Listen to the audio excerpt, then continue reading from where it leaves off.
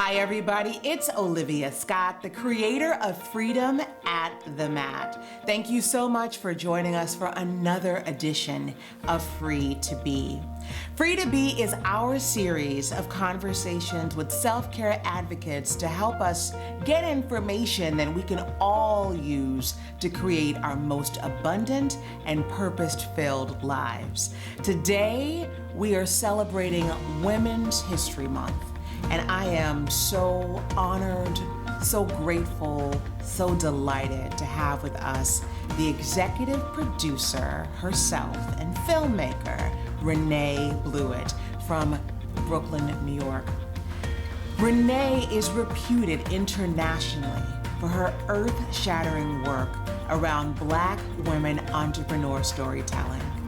Renae, thank you so much for joining us. How you doing tonight? I'm feeling good. I'm feeling pretty good. How about you? I'm wonderful. You look beautiful as always. I love the updo. We have matching lips. I Yes. love the shoulders. Yes. Hey. So today we kick off celebrating women all month long. Yes. And it is an honor to feature you. You know, I have had the privilege of knowing you for a really long time. And what I've witnessed is that you have created a path for yourself. And you have created a lane and a space for other Black women to tell their stories about how they've created a path for themselves and others. So I couldn't be more honored and more delighted and more grateful to have you here tonight.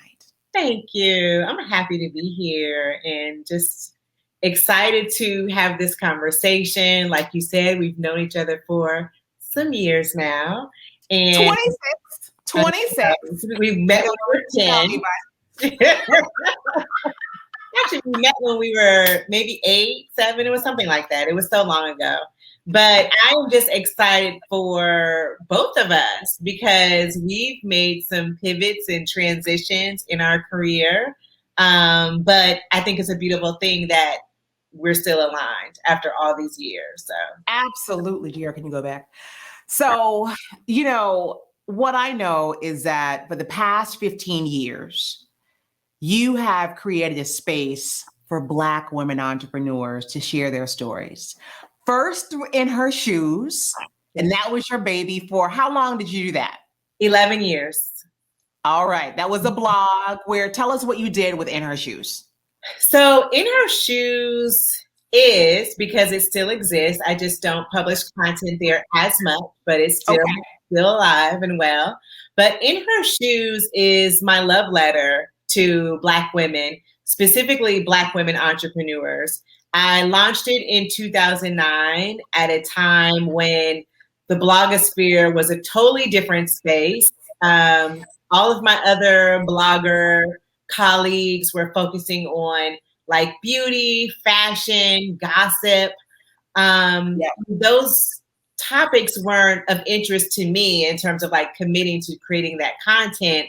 I wanted to create a space for Black women entrepreneurs to tell their stories, to share their journeys, the highs, the lows, everything in between, because it didn't exist at the time. Yes. I grew up in a family of men who were entrepreneurs. And I didn't see a lot of women building brands and building legacies until I moved here to New York City.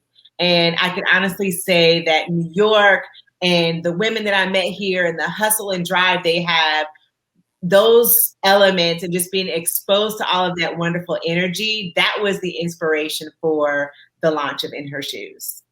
Okay, and then tell us about She Did That, because In Her Shoes was like the incubator.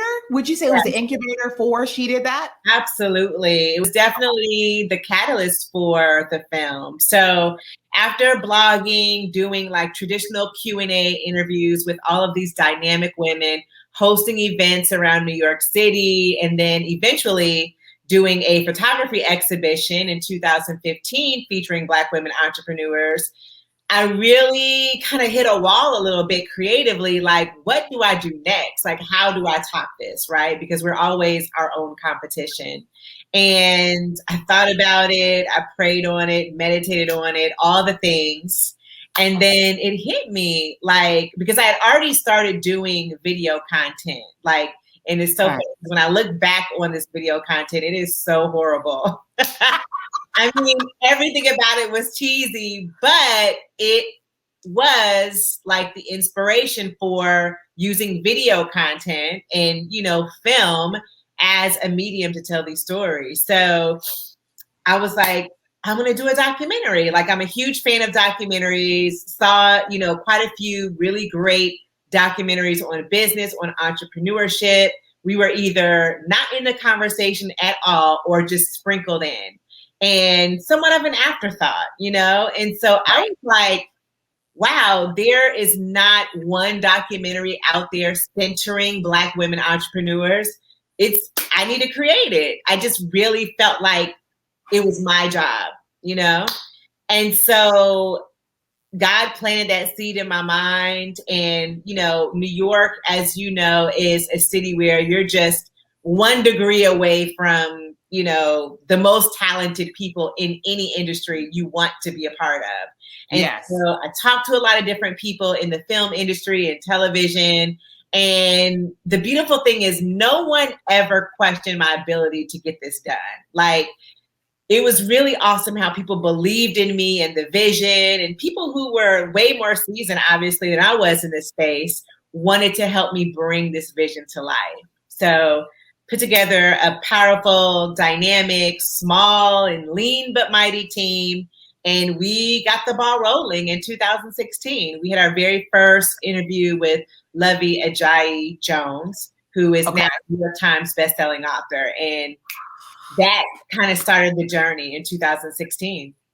And then my old boss, Lisa Price. Yes, Lisa Price. I mean, Lisa and Lovey were the first 2 yeses. And that really gave me the fuel, like, oh my gosh, like, people believe in me. People, these women that I admire who are doing all of this amazing work in their industries, if they're trusting me to tell their stories, like, I have to do it. Like, let's run with it. Let's make it happen. And the really awesome thing is, through all of the really great relationships that I built throughout my career in PR, which is how we met, I was able to bring on brand partners to help finance this dream and bring it to life. Because that's what I wanted to go to next. I had a couple of questions for you next. So, you know, you said you prayed, you meditated, and you felt like this is just something that you were supposed to do. Yes. So what I'm curious about, like, becoming a filmmaker from being a beautiful young woman from Champaign, Illinois, am I right? Yeah, Champaign was where I grew up, but I was born in Kokomo, Indiana. I can't leave out Kokomo. Don't do that. Don't do that to the people from Kokomo. Yeah, so beautiful young woman from Kokomo, Indiana, through Champaign, who makes her way to Chicago, where you meet the likes of me. Yes. And you come to New York with just working in PR, and then you began meeting all these amazing Black women. And then you say, I'm going to create a film. Mm-hmm. Where did you get the gumption to actually put one foot in front of the other to create a film? Like, to get the money. I mean, you had the relationships, but what inside of you said, I got to do this? Like this, I don't know how I'm going to do it. Because I mean, from what I know, from what little bit I know, you didn't know how to make a film. Am I right? No. So I say this all the time. There are 2 things that really pushed that idea forward. One, it was God. The other aspect of this whole experience that I always say is that ignorance is bliss. I honestly went into this not fully aware of how high this mountain was that I was about to climb. Because like I said, I've been doing video content. Like, I've been interviewing people around the city and their businesses. And I was doing like short videos, like each video interview may have been 5 minutes. So in my very naive mind, I calculated, oh, well, if I'm going to do like a 1 hour documentary, that's just, equivalent to like 10 of these 5 to 6 minute videos. Like I could do it. Did not know what a huge feat it was. No clue.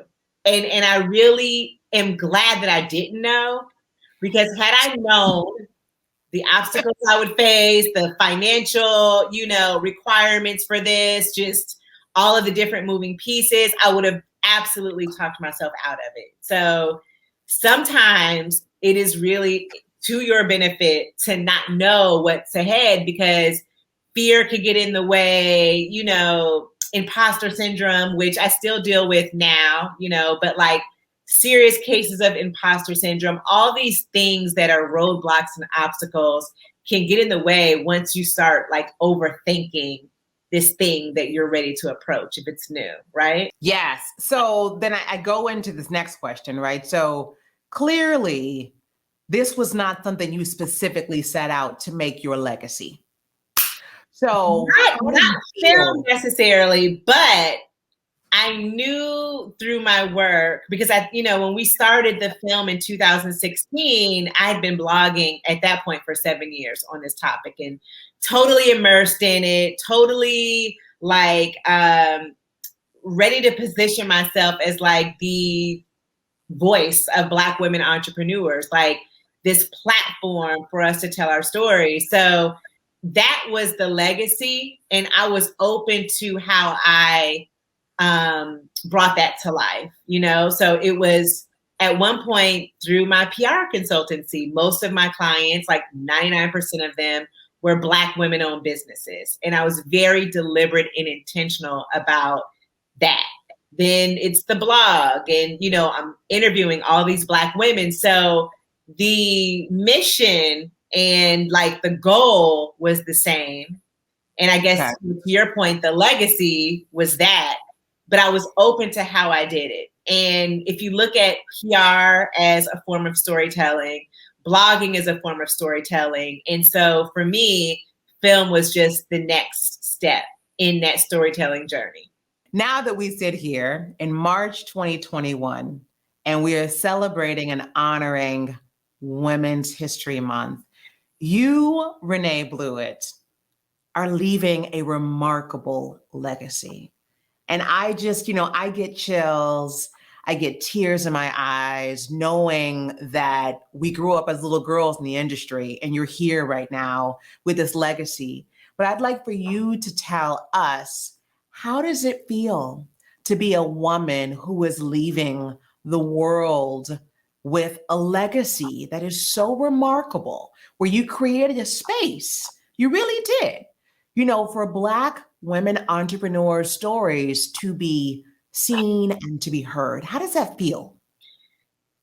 It feels amazing. I thank God all the time for choosing me for this, concept. He could have given this idea to anyone. He could have planted this thought in anyone's mind, And so to be able to say that I literally produced the very first documentary centering Black women entrepreneurs, it's a blessing. I'm honored. And with that honor, I know that like I have to protect this, like there's a lot of work that goes into it, because even though we're in this space now where there's like this great awakening happening in our country, in a lot of ways, Black women entrepreneurs are still not really seen.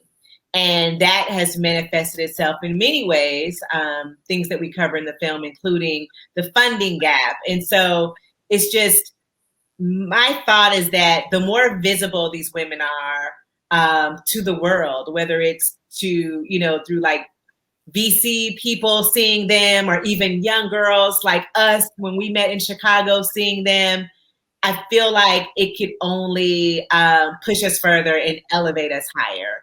And when I think about young girls seeing these women, that's the part that really kind of gets me all warm and fuzzy and like fills my spirit, because in a lot of ways you can't be what you have not seen. And so Yeah. now there are all these young girls who will be watching, the documentary and hopefully tuning into everything else I do beyond this. And they're going to see women like Lisa Price, like Tanya Rapley, Melissa Butler, Lovey, and they're going to say, if she could do it, I could do it too. And I don't know where I would be if I had these examples when I was younger. Can you imagine where we'd be right now? I can't imagine. I really can't imagine. But that's why I'm coming back to honoring you, because you did it without anyone showing you the way. And so I just felt, when I kept thinking about who are we going to talk with for Women's History Month, I was like, I hope Renae can make time for us. I know that she's a bigwig now, but I hope she can make time for us. So I have one more question I've got for you here. Sure. So, I heard a saying a long time ago that women without children have to work that much harder to create purpose in their lives. And, I'm a woman without children of my own. And when I heard that, I was like, okay, I didn't know how to feel about that, right? But I now believe this to be true. And many of us believe it to be true, because I'm trying to wrap my mind around that concept.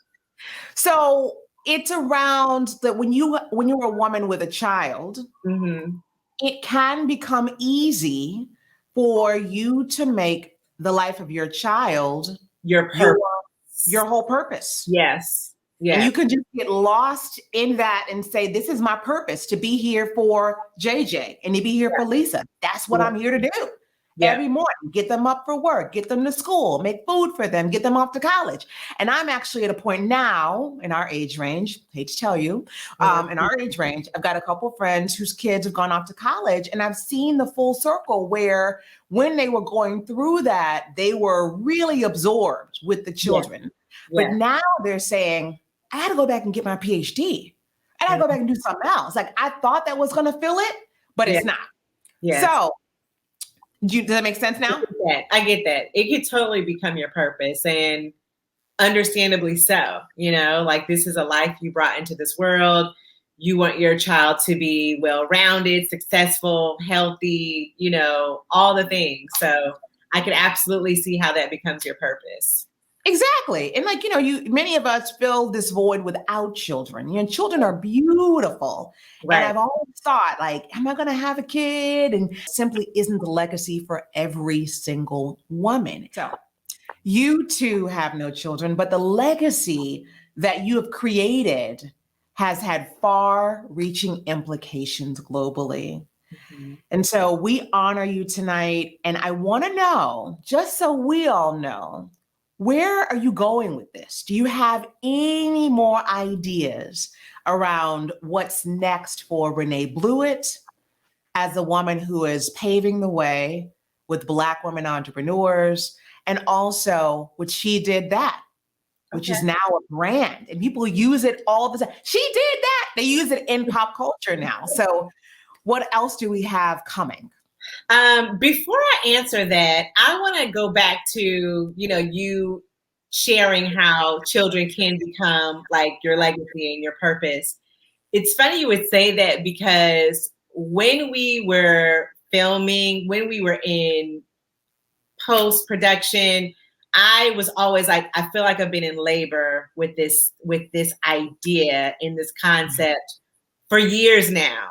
And so when the film was finally done and we premiered at Essence Festival in 2018, my running joke was like, I finally gave birth, And so I think, and I can really only speak for myself, but I'm assuming that a lot of us that don't have children, didn't give birth to other humans, look at our careers or the things that we're creating in our careers as our babies. I always refer to She Did That as my baby, and I'm very protective of it. And I don't want to sound weird, because obviously, being a real mother is a different thing, but like, She Did That as my baby, and I'm protective of it. And, I want to see it flourish. I want to see it grow. I want my baby to see the world.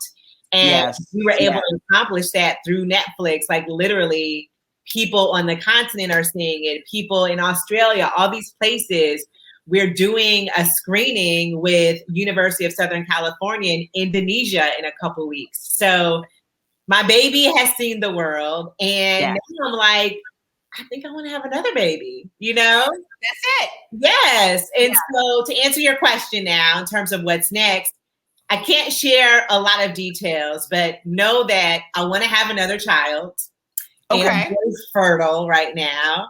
And I'm just ready to bring more babies into the world. I'm committed to telling these stories, and it doesn't stop. Like, in fact, with everything that's happening in the world, and when you look at the way Black women have shown up for this moment. Yes. We were built for this. And, it's unfortunate that it's a blessing and a curse that we as a people are able to thrive and innovate and just really show our resilience through challenging moments. But that is what Black women are doing now. And so to see how Black women are rising to this occasion, it really just inspires me to like, okay, girl, it's time to have another one. It's time to share more of these stories, because the business landscape has changed significantly since the last film. And we have to explore that. Like, we have to see how Black women are surviving and also thriving in this very special time we're in. So do you think, are there any plans for any content development for 2021 for She Did That? Or just should I stop asking and we're just going to find out when we find out? Well, God willing, 2021 for sure.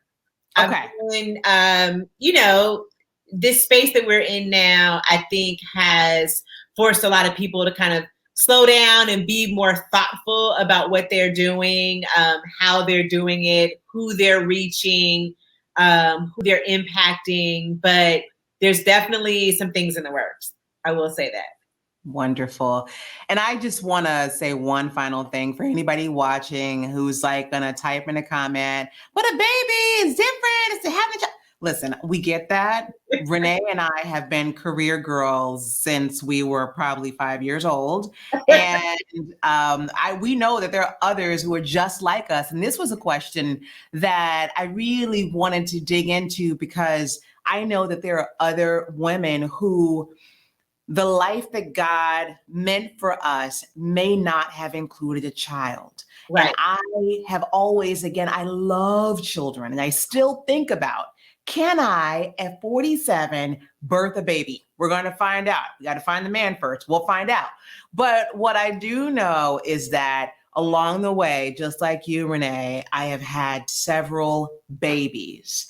And the baby that you have created, I've been watching you. It's just been amazing to see how consistent you have been in this space. And so it's just a joy to see all of your children be birthed and for them to grow. So thank you so much for joining us this edition of Free to Be. If anybody wants to find out more about you or She Did That or In Her Shoes, where can they get more information? They can get more information a few places. So the film is She Did That Film on Instagram. The website is shedidthatfilm.com. My personal website is renaebluitt.com. And on Instagram, I can be found at I am Renae Bluitt.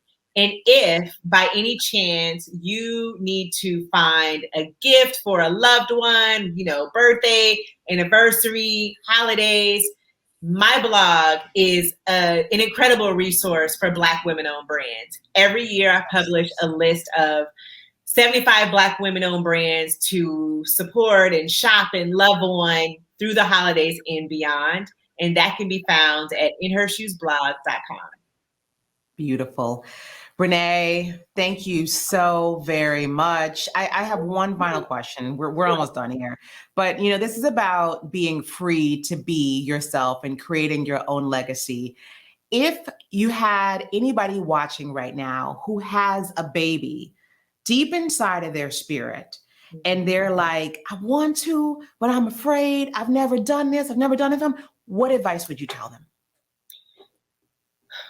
I love this question. The advice that I would tell them is to really get quiet. Think about this idea, this concept, this baby that you want to bring to life.